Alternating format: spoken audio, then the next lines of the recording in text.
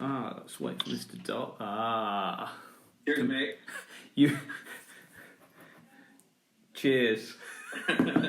This could be a long night. Yeah. Hey, we're gonna put the world to rights tonight. Yeah. Hey, I've been. You should still record YouTube, or we do what we want. If you're not here now, you don't hear it. You know what I mean? This is for now, not for any other time. So we're going to be getting into some stuff today. I think so. I think we go where no one's ever been before. Fair enough. Hey, I think it's now the Empire Strikes Back. There we go. Hey, and I think we have a good look at a few things and see what comes up, and this could be fun. You know, we could. Should we wait a couple minutes before people get on and then start? Yeah, I think so. There's a lot of people who've texted me and gone, "What time is it from? What time is it? Pacific? Is it Central? Is it?" I don't really know where anybody is. Half the times when I say we'll start at 7 o'clock, we start at 8 because I've invariably got the time wrong. Got it. You know what I mean? But it should be good. I've had a few thoughts of how we start it. Sure. And I'll let you just go with it, and then we can kind of ad-lib as we go. That's the best way, isn't it? There's no point this being some sort of scheduled event. Nobody will see through it. We're just gonna go as we go. But we had loads of response about the one we did last time. People just loved the content, loved what you had to say. It says, am I echoing? That's because you're like Darth Vader tonight. But man, look at all these people who join. I just find this unbelievable. How many people want to listen to us? Put a headset on, I ain't got one, so I'll be fine. Let me try to see if the echo goes away.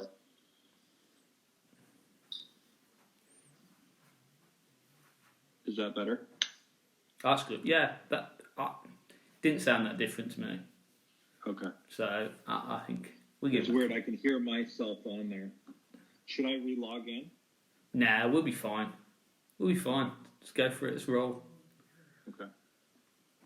God, look at these people. Should we just start by going, oh, can't believe we started early and you lot have all missed it. Never going to be safe. Let me do this because they say I'm echoing. So why don't I leave and come back and see go if for it's it. Better. Okay.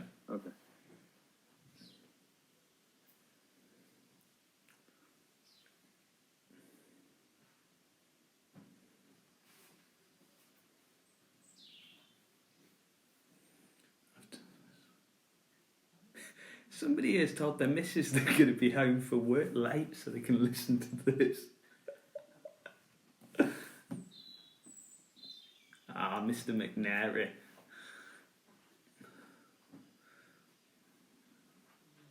All right, is that better? Yeah, that's that. Still echoing.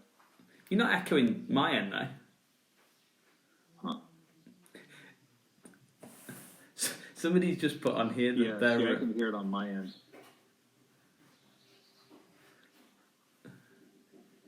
Okay, let me leave rooms. Let me go to a different room. Okay. Let's see what that happens.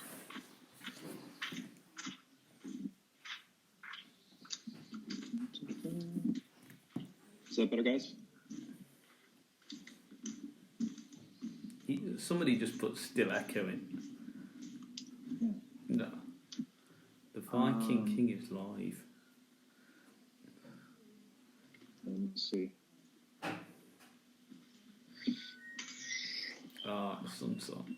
Let me change my mic. Okay. I'll leave and come right back one more time. Okay, fine.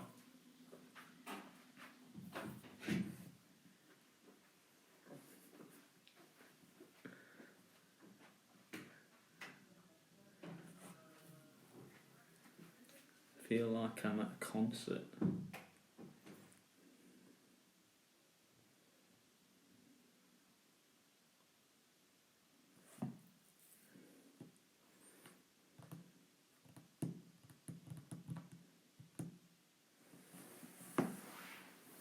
Cardona coming to Philly anytime over Corona settles down.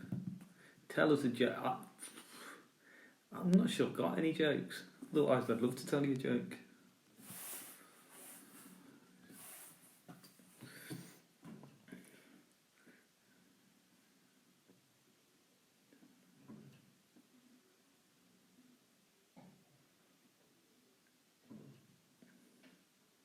Hello, can you say anything at all now? Someone's put Chelsea, that's the joke, man. Oh, I knew this would end up with people being All right. It's like when people call in on the radio.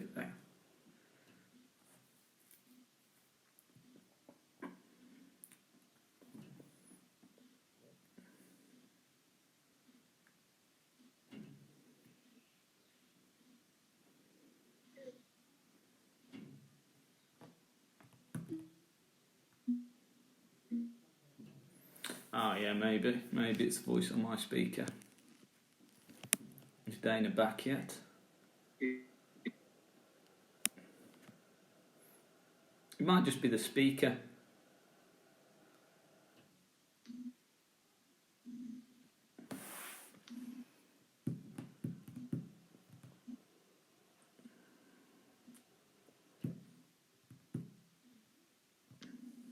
Okay, did that go away, that echo? It didn't. So I think the echo might just be the speaker on mine or something. We probably had it the same the other night.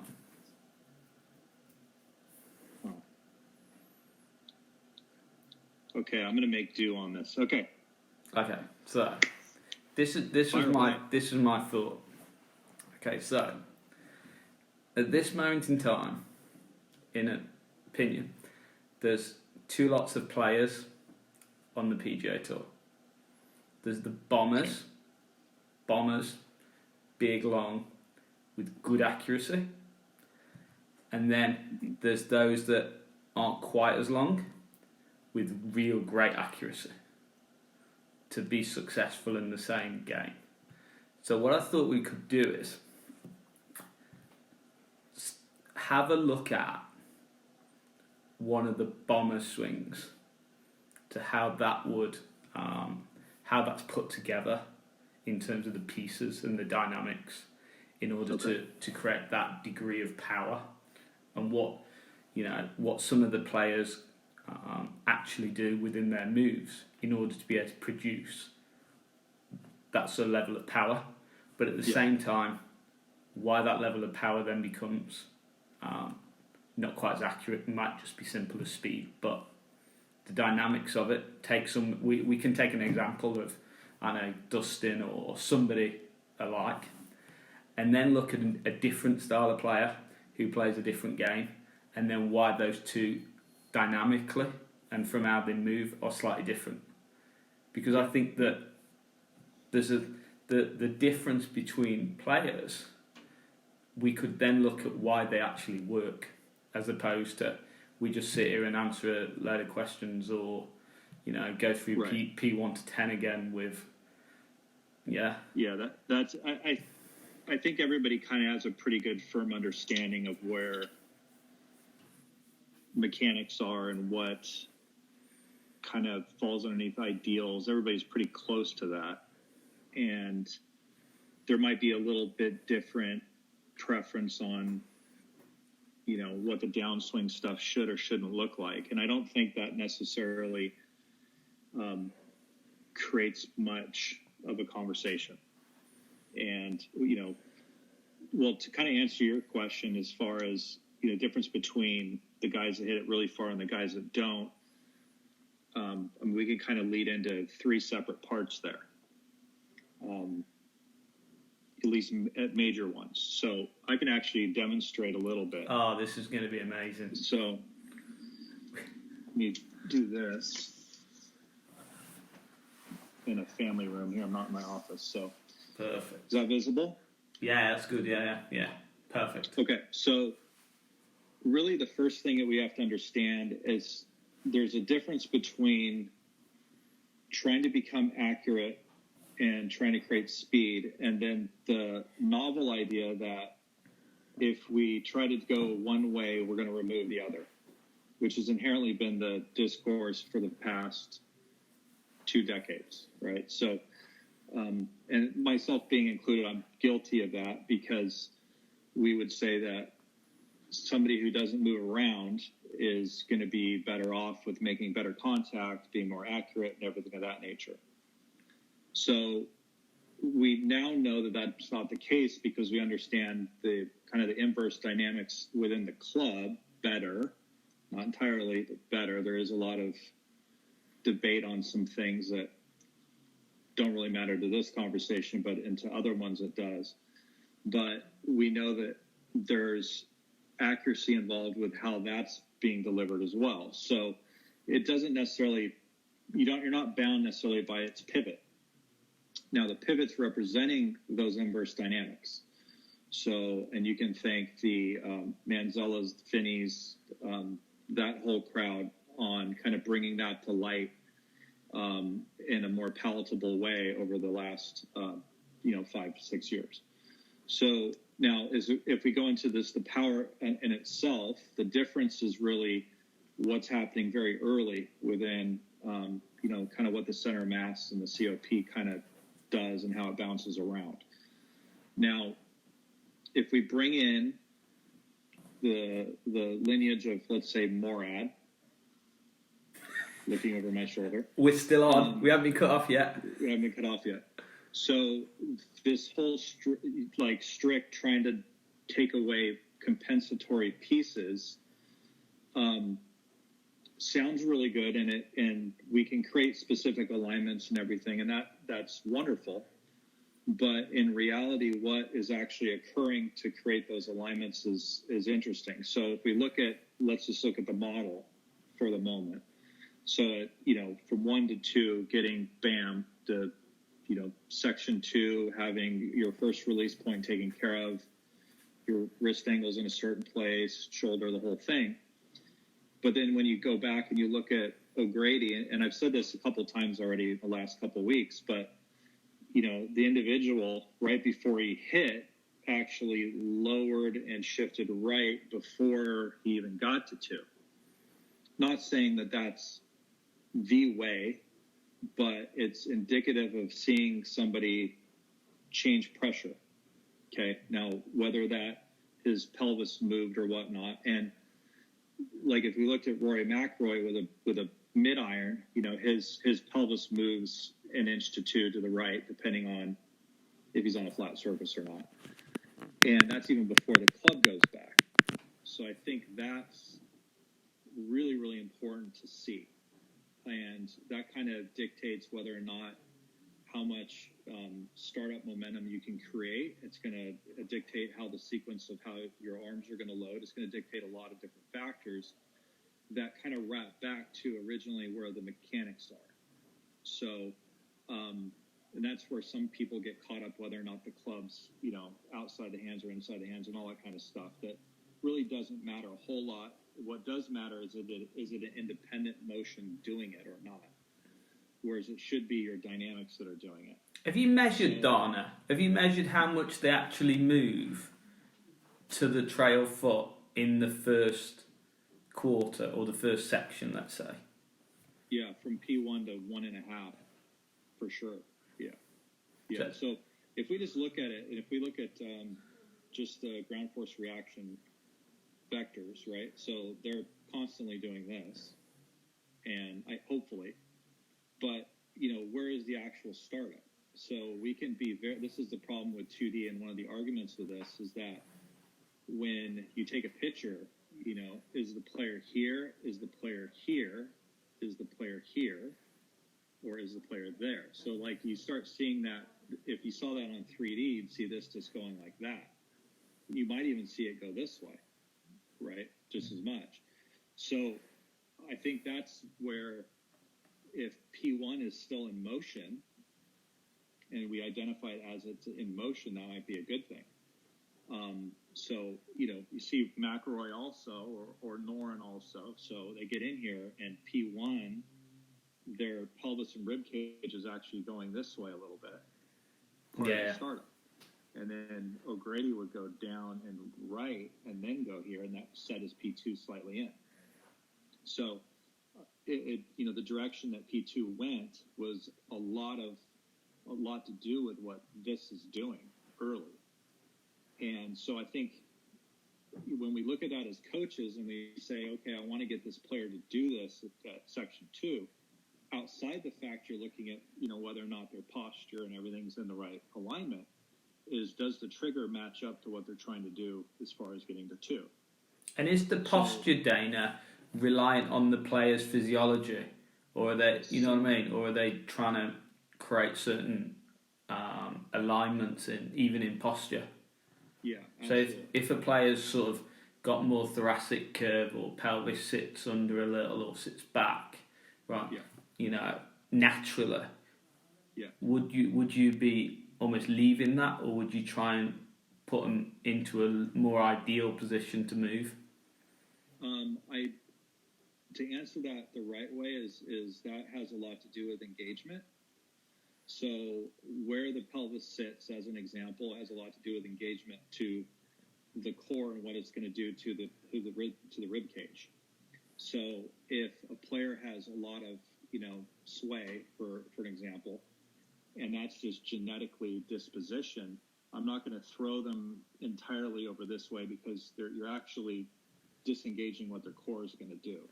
So there's got to be some neutrality going on that's going to get that to happen.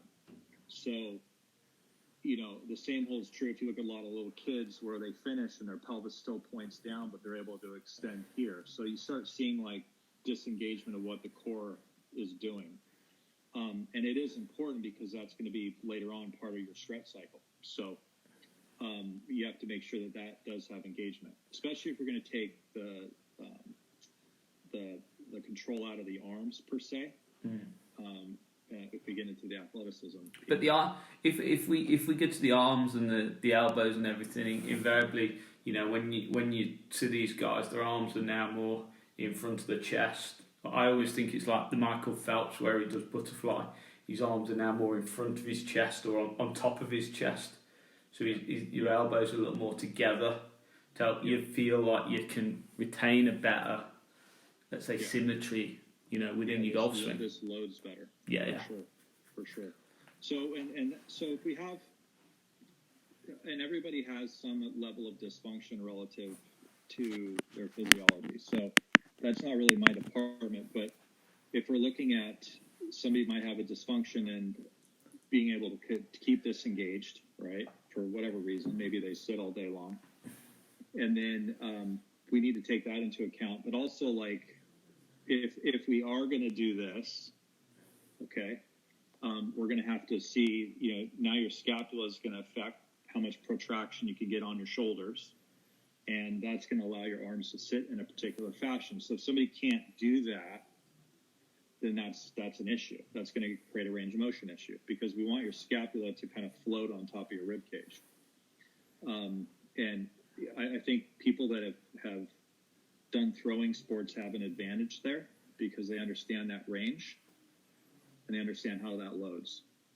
So, okay, so that's kind of the first thing I think that differentiates between the quote-unquote shorter hitter relative to the long hitter. That's the first piece. And then when you get to transitionary stuff, and most people already know this, but it's how good you can create a change of direction. So in the TPI stuff, that's verbatim. You can call that stretch the X factor stretch.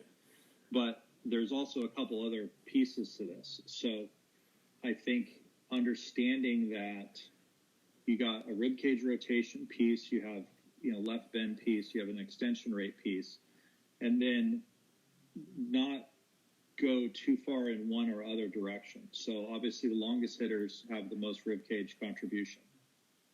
And if that's the case, they're probably going to change direction very aggressively. And it's not necessarily all one piece, but it's being able to get this to stretch. That's why so early on it's important to have the core engagement. And if if you take those three ingredients of rotation of the rib cage, left bend, and extension, do you find that if a player has more rotation in the rib cage, they have more or less extension? Is there a correlation to you between the look of the player at the top relative to those three directions of movement, let's call it? Correct. Because I think when I look at some of the players, the longer hitters, and you see the big turn, almost looks like they've gone 120 degrees as opposed to 90 degrees. But they almost have the look that they're probably at still inflection a little bit. Yeah. Would that be right? Or yeah, it's definitely more that look, and this is kind of an interesting argument, because if you're, let's say, not, and this is why kind of the track is real important. So if the center of mass doesn't move right, how can you create extension, right? So I just extending this way doesn't cause rotation. It's the amount of rib cage contribution.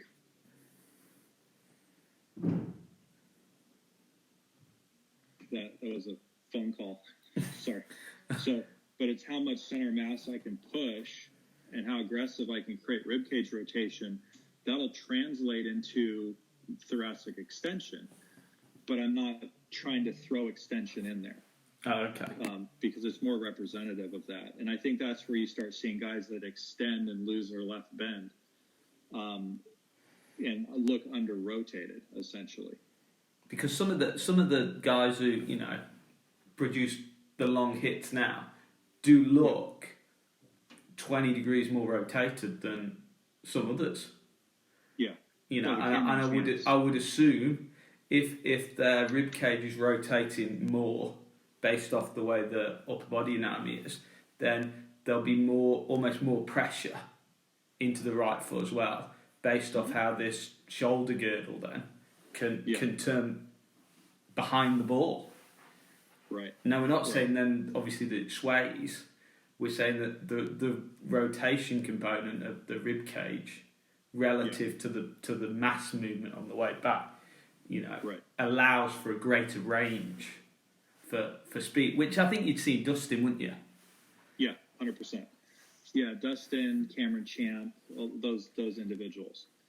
Now, we can argue, and it goes back to that 2D thing, because I'm a 2D guy, but at the same component, like, you're still seeing it within that 3, 4, 5 spectrum. And I think when we start focusing a lot on arm structure and club, you start losing what this is actually doing through the trunk.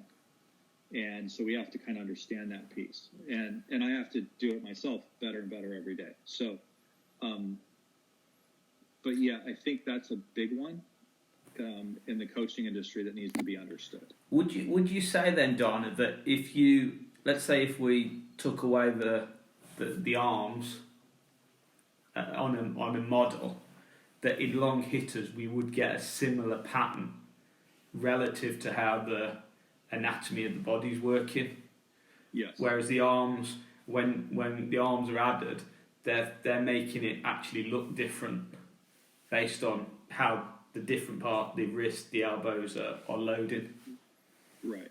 So yeah, you would see most guys, you'd see this look as much as possible, and because this is wound, that pressure's back in here. I'll stand this way. Yeah. Doesn't look like I'm way over here.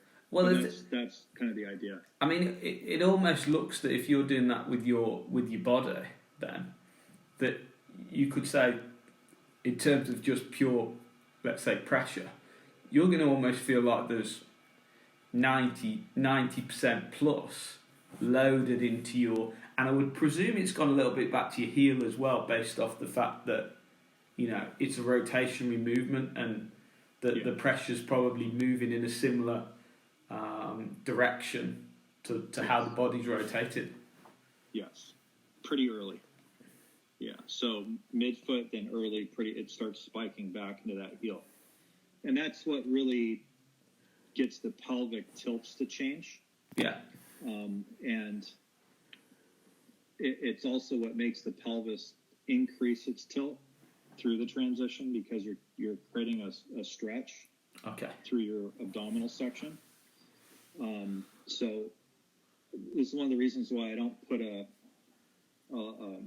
rod on the belt line. Yeah. I know that's popular and I see it a lot. But if a player has a problem that their left hip doesn't go like this through transition, they're not spiking the pressure appropriately, and they're not creating the change of direction through the core. And that stretch is what makes the pelvis look like it goes like this. Okay. So it's not me trying to do something on the ground or anything. It's more through here. So if on the way back you've not loaded up and into that trail hip and rib cage is rotated all the way here, it's then very difficult for you to actually create that pressure shift into the left without the mass of your body moving. Yes. Because I always think there's a distinctive shape to the lower body in transition with power players. Bingo. Where they can shift pressure at a faster rate without actually moving the mass of the body across to create that. Yeah, it's not gliding that way. Yeah. And it's not static that way. Yeah. So it's whine, and there it is. Yeah. Yeah. I think it's a very trainable thing if you do it constantly all the time, and not necessarily with a club. Just kind of making that movement. There it is. Yeah. And that'll spike that pressure left pretty aggressively. I've seen you with a piece of rope or something along them lines, or even training it as an exercise in the gym, where you've used different, just to try and get the feeling of how the body's actually moving rotationally at the changing direction. Probably without being, because you couldn't be positional with this. This is actually dynamic movement at speed. Yeah. Yes. And you put the attention into the arms. I mean, you can have awareness to them, but they're kind of along for the ride. And if you have a player that, tries to get their elbow in front or tries to do something with their wrist, the cadence and timing aspect of that's removed pretty quickly. So, and it's fine to do drills and stuff like that, but at the end of the day, you can't translate that over very efficiently, at least as quickly as you want. So things like ropes kind of develop that in a much faster, way. And that's my opinion. But well, I always think certain drills, I think it was Dr. Kwan who originally turned up with the piece of rope, as well as other drills where he's stepping and moving. And there's obviously a place, isn't there, for things like that where you're not actually hitting the balls, but you're learning to create the right sequence. Yes. I spoke to Scott Couch the other day, and what he was saying was the sequence was a big key to this. Yeah. It's everything. You know what I mean? I think if you can blend pressure and sequencing, the golf swing itself pretty much, for the most part, takes care of itself, for sure. As soon as we start getting into what these are doing, bets are off. I think it's maybe easier for us as coaches because we're on the range all day long and we're dealing with wrist angles and grip types and stuff. So, but for the average person, getting the bulk of the stuff taken care of in the sequence aspect, then we can just make a quick adjustment maybe to an attachment. So if we've loaded it up, I've moved my pressure here, I've got 120 degrees of rotation, I'm about to snap. Hey. Yeah. Right? Then I've got my arms. Yeah. So if we look at that really is the big difference to me when I look at player to player.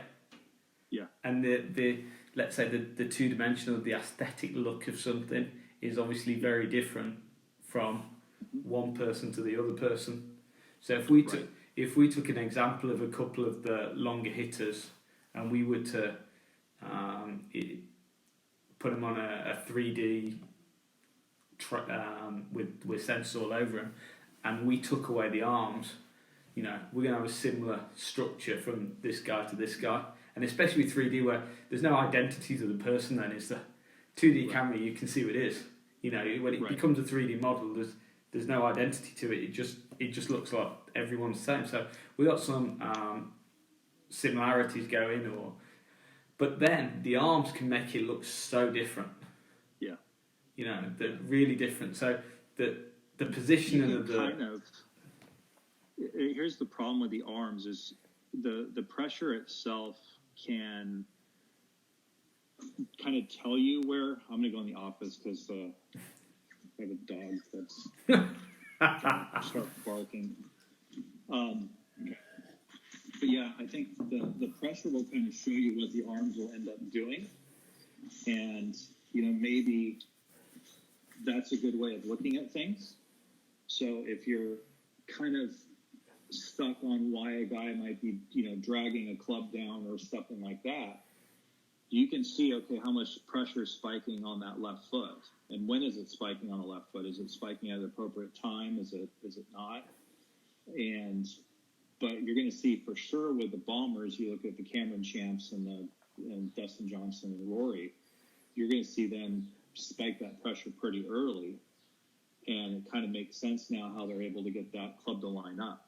So when you say early, at what point is early? I mean, I spoke to Jake Thurm last night. He said some of the big hitters' pressure was moving left by the time the club got to P2. Yeah. In reality, you know what I mean? You couldn't necessarily see that on a camera, but... Yeah, I would say that you want to have max pressure at P5 or somewhere before that. Okay. And now that doesn't mean that I just go left, because I need to create the most that I can underneath the trail leg. So I try to max out trail leg by P3, and then it starts to, evolve or counterfall back to the lead foot, lead ball foot, mid foot, depending on the player. Somewhere between 3, 4, 5. Okay. And through that you're already into rotation on the downstroke. So rotation's taken care of if you're doing that appropriately. And I think that's kind of the interesting thing, because we get a lot of guys working on exit looks and stuff like that, and that's too late. If you're trying to get stuff to happen on the left exit look and creating a certain picture, it's far too long gone. And as soon as you try to hit it full, it just breaks apart.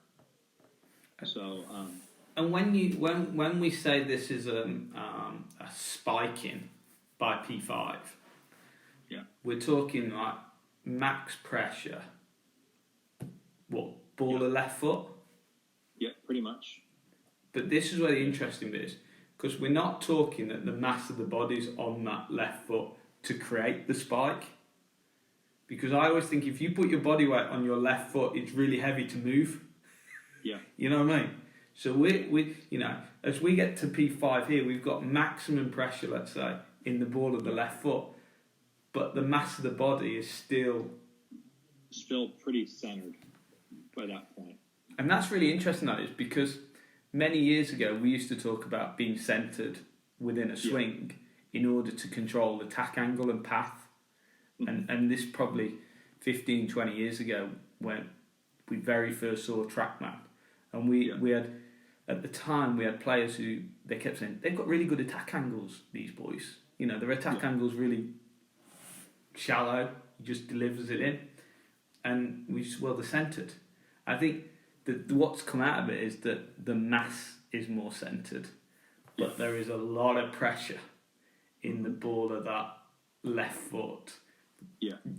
At that point, ready to go. Yes. Yeah. Yeah, it's an interesting thing, because now we can actually quantify that on several different ways, which is refreshing, because like you said, radar data is kind of giving us what's going on. You have pressure data and 3D data.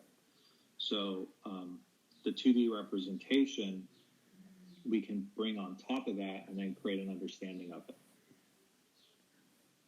So once we've then made this change in direction and the pressure's gone there, you're still here.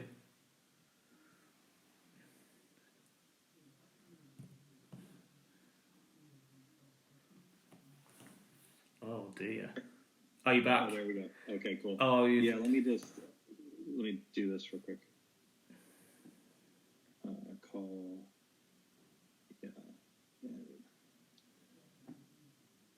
Okay. So sorry about that. So what I was saying was then, if we get this, and we've loaded it up, the rib cage, the body, then we get this little this transition of pressure forward. That transition of pressure going in that direction, obviously now gives us the time for the body to start to unwind. Yeah. From the floor up, you know what I mean, as opposed to being pulling on the handle. And you get that nice spiral effect or double helix that David Orr used to talk about the wind up and then the unwinding component. And that is where I would say a lot of my better players that I work with remotely, especially guys that have drag issues and a bunch of stuff, they even rotate really well and they're able to get the shaft shallow or do whatever you want to call it. But because that pressure spike isn't in the right spot, they can't get this to line up. So it's kind of understanding like, okay, well, the mechanism of rotation is causing a torque. If the given alignments are somewhat in a decent spot, and then how this thing lines up on the bottom has a lot to do with that pressure spike. And would you say sometimes this beautiful Dahlquist look that is about here, at P5, with my little indoor club, that's nice and shallow and wrist there and club, some of that is, in a way, is the byproduct of sequence based off the fact that the weight or the mass of this club is almost allowed to fall. Yeah. Because the sequence is starting in the right way. Yeah. Yeah, and it's not, you shouldn't force that. Now I have two different models depending upon at P5 essentially that I have depending on the player's mobility. Okay, so some players are like Adam Scott where they're more external, elbow more in front, rib cage more closed, more separation. And then I have other players that, like myself, because I'm too broad-chested, I can't do that. I have more of an internal elbow. Now it has interesting respect on how that loads the body too, because the body loads differently for both patterns. But what would it be then that either slows the rotation down or allows it to speed up? Is that in what respect? Well, if you take Adam Scott, whose rib cage is slightly more closed, so his elbow is a little more in front, against somebody who's rotating more and it's staying more across them. Yeah. Is that the byproduct of the shift being either a little quicker or a bit slower to allow that rib cage to rotate? Yeah, some of that is, and some of that's just pure mobility and how much a player is able to separate the pelvis and the rib cage. Also, it has a lot to do with at P5 how far the arm is in or out. So now if you went into a CP guy and who is trying to do kind of similar quasi what Adam Scott does at P5, but is much more aggressive with, the trail arm straightening and a bunch of other stuff. So I think the vertical also is being affected by that. But, you can kind of see it. If somebody does a movement, you can go, okay, well, that guy's lead arm's too far out. What is his shoulder doing? How much is this moving relative to the pelvis? Maybe that guy needs to adopt a different position in the trail shoulder. And that can we could just reverse that back into the backswing, couldn't we? in a lot of ways. 100%. You know what I mean? 100%. And the thing there is, so the mobility side of the player, in terms of what's, are we talking separation ability from pelvis to shoulder to, let's say, thoracic spine? Yeah, 100%. So like if I took the club back independently without the right sequence potentially, and I just took my arms more behind me, that could change that as well. That's one strategy. I'm not favorable to that, but it does work on some individuals. So I think a little bit more of a passive arm situation, and then loading is a better strategy than trying to produce it. Okay. So we were, but they're the things that people see all the time, aren't they? In terms of the pattern, and let's be fair, right? The whole golfing world wants the club to shallow, apart from Claude Harmon, who says it's a nightmare. He just wants them to, but that's because they probably showed him. So everyone, but if we understand what contributes to the shallowing move of the club, then we're going to be a lot better at actually producing it, instead of producing dynamics away from the ball that put you in a position where realistically that move isn't going to happen. Yeah. You know what I mean? So we've loaded up, that's spiked, this now is shallow, and this arm can now stay just across me, because I've seen it. So if this is loading right above kind of chest line, this is one of the also advantages where you have that set up. So if it's not set up appropriately, that's probably not going to happen. So, but just as much as the wrist, this arm, if we get into the golf machine, guys, fourth accumulator firing off the body is a representation of what the verticals are doing also. So, because there's kind of the chain of command here. So there's no active reason to pull that off. And I think if you were to do that, to try to create that move, then you're kind of, I don't want to say bastardizing it, but you're independently doing something you don't need to do. But you're not creating a sequence there, are you? If you do that, what we're talking about here in terms of the dynamics of the lower body, the movement of the mass, the movement of pressure. That's what, in essence, is creating the momentum to drive the rest of the machine, and in both ways, not just drive it forward. We're moving it in a way where we're creating momentum for the club to swing back, and then we're creating this, depending on pattern, separation and spiking to then be able to deliver a club in from. So if we start independently doing something later or earlier, right, our dynamics have gone. We haven't got any dynamics in there. You know what I mean? We're just becoming a paint by numbers. Right. Looks pretty, but there's no speed. And where we started this was 130 mile an hour. You know what I mean? Yeah. And then as we now, so we've got it, we're banging it down to pieces, and then we've got to pull it through the ball. Yeah. And what I see loads of, and I don't just see it in students, I see it in just general things I see, is that then the club's going to go left, right? But this could happen in so many different ways.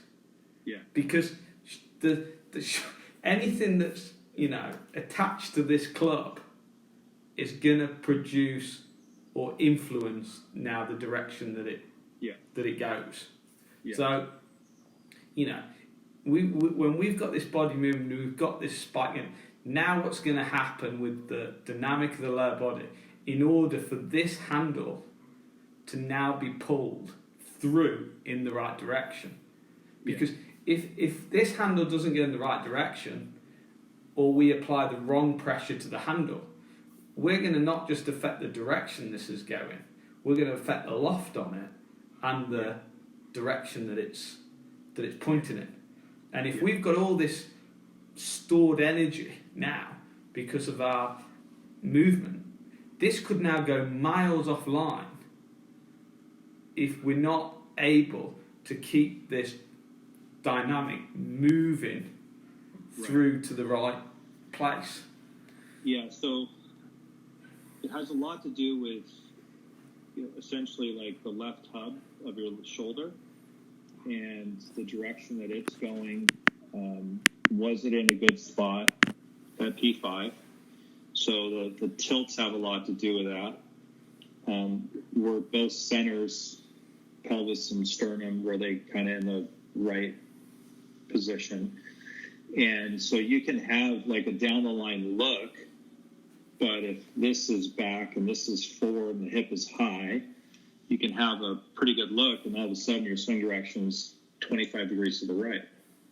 And conversely, like if you got everything good, but then lead arm's too far out, shaft's trying to get more on top of the hands, and then you pull it left, then you have another 25 degrees left. So like we have to be careful of the strategy here, that essentially if we get the P5 correctly and we understand how to push back and rotate at the same rate, that goes right around. So, and in a passive sense, because we want the coupling to happen, right?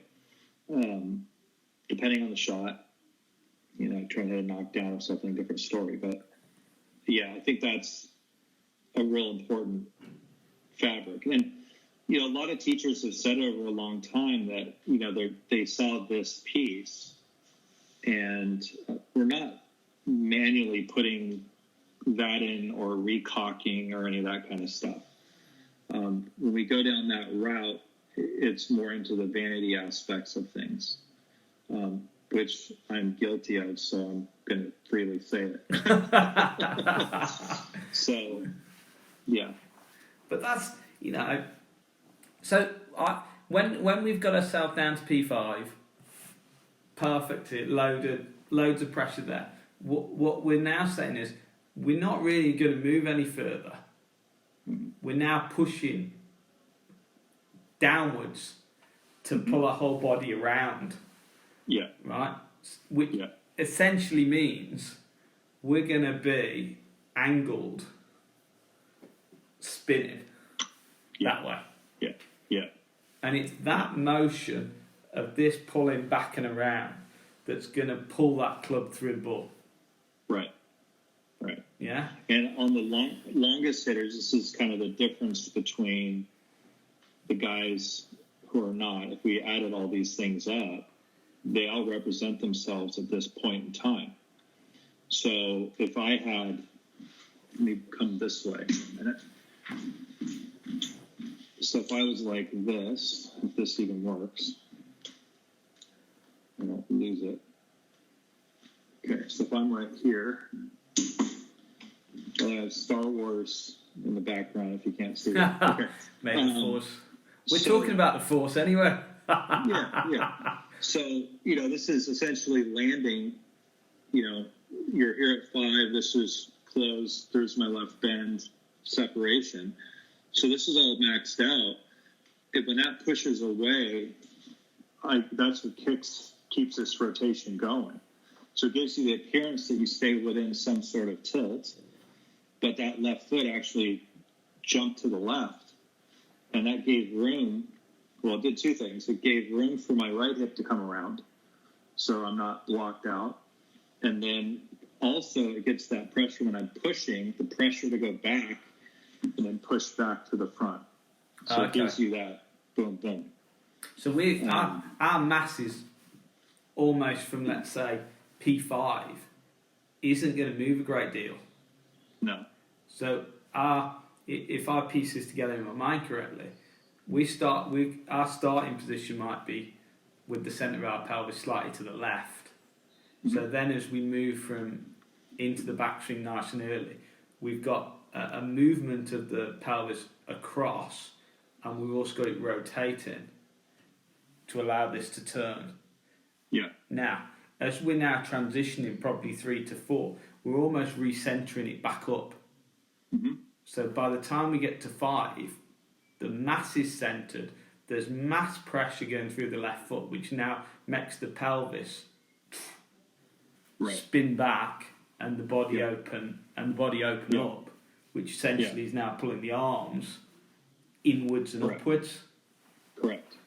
Yeah. Now, when I watch your players, who all look beautiful, they then have this finish. Yeah. That I suppose it looks like a punch shot finish. Yeah. So is that the contribution of the way the wrists are released and the body? Yeah. So there's no twisting. If I was thinking of, hopefully I don't drop this. Okay, so if I was thinking about, kind of, it's going to fall. Hold on. Okay, so if I'm here coming through at 6 and this is pushing back and this is getting blasted off, there's no real sense of me pulling this around with my arms or my hands. So that will give you more of this look where this keeps over rotating. So really, the arms get blasted kind of out. And relatively, whatever happens. And if somebody wants some vanity to that, then we can start doing that. But realistically, that's how that should look. Because you kind of want that sternum to keep unwinding and go up that way. But you still retained your inclination to the ground relative to your shoulders. Yeah, try to. Basically, because of how the pressures created the rotation up and through the body. Yeah. Which is amazing. You can just see how the pieces start to gel together in a lot of ways. And what I find quite fascinating is that the if we'd said the distal end, the hand and the club, in a lot of ways here, they should almost be softer and pliable to allow everything else to stretch as the movement starts to go forward. Whereas if we're holding on and contracting, so they're all short, really our ability to produce the power, although we might feel strong in personally, we're actually dynamically a lot weaker based off the fact that the order and the pattern, let's say, sequence is just and there's a big difference there between a guy swinging 112 and a guy swinging 125 plus, and this is kind of the separation point where you can take a guy who's very athletic and he's got all the attributes and he gets up there and he swings 116 and you're like, that's it. But that guy could swing 130, and if he does it right, and in all relative terms, maybe go on the golf course and swing 75% and hit it that more accurately. And then if he wants to swing 130, he swings 130. And that's the real argument, because that is probably where Dustin Johnson lives. He doesn't step up there and swing 130, but he can, and he operates at 123 or whatever he does. Because I think there's too much precedent on the PGA Tour numbers in some ways, because some of those guys are a lot more capable than others in creating speed. So after 125, it's diminishing. And you look at Bryson. 130 mile an hour. Yeah. The bar is only going to go higher here, isn't it? To a point, right? Yeah. If 130 mile an hour is almost the ceiling for being able to play, you've still got a long way to go. If as a young professional, you're hitting it 108. Yeah. You know what I mean? Yeah, and you got a serious issue if you're at 108. So the floor is going to come up. So we might look at the top and go, okay, well, the top guys are sitting at 130. So you look at, Cameron, Bryson, Jake Knapp's another guy around here who swings that way. And, you're going to see more of the floor rising to, the average is going to go from 113, 114, 116 within the next 5 years. And you're going to see other metrics as well change because of the ball and because of the technology. You're going to see the launch angles change too and the spin rates change. What do you think is going to happen to them? Are they going to launch it higher with less spin? Yeah, I think if everybody was swinging 130, they wouldn't need to hit up 4.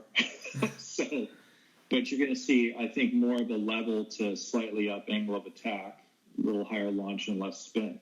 But if they control the mass of the body, yeah, so that the pressure in the left foot's creating rotation, then you could almost manage the ball position to manage the attack angle a lot of ways here, as long as you stay 100%. Centered. You know what I mean? 100%. If you start moving, well, then you've got all sorts of issues. Yeah. And what I think is really interesting in what you said there is that, as you're swinging down with a club head, right? In this is just my brain working. I've always thought one of the key things here is almost the angle of descent of the club, right? So when you're talking about that motion to produce the speed, your angle of descent of that club is almost quite wide and it's quite shallow. So wherever you position that ball along the runway, you could create whatever attack angle you wanted. Sure. And then manage your alignments to give it straight. Now, if you shifted everything forward, loads of lag, loads of forward, right, you could still have the upward line angle, attack angle, right? But the angle of descent would be a lot steeper.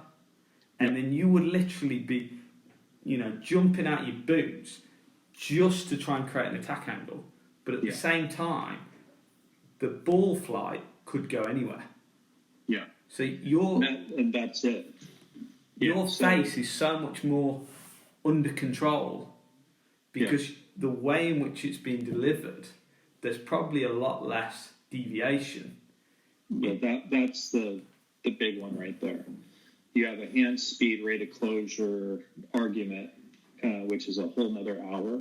But But that's got to be relative, hasn't it? Oh, 100%. That's going to be relative to where it is. Yes, we know the guys are going to load the club through the transition. That's going to happen. But when that's occurring, if that's held, now that angle's too sharp, at 6, and then becomes a hand speed type quasi formula. And that's going to change what that face does. And if you're very good at that, then fair. Well, then that's the way you're going to play. But if you have an accuracy issue and you want to get better, that's something that you need to address. So in my opinion, the thing there is then that's not just speed, that's accuracy with speed, because not only are you going to hit it 130 mile an hour potentially, right, but you're going to have a club that's delivered in with a slower rate of closure in order to be able to control the direction.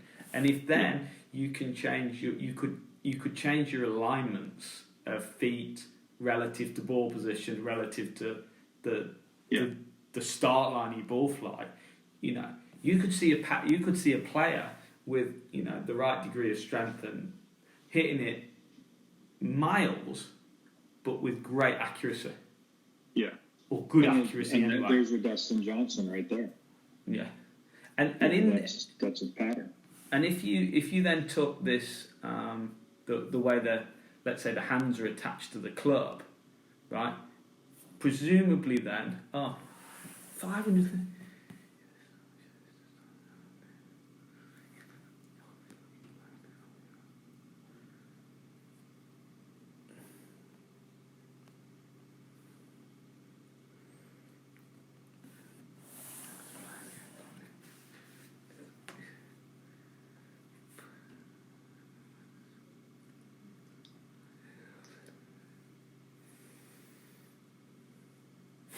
people are coming back. Mr. Moss, I knew you're going to have got divorced tonight. I said we'd blow the internet up tonight. Wow.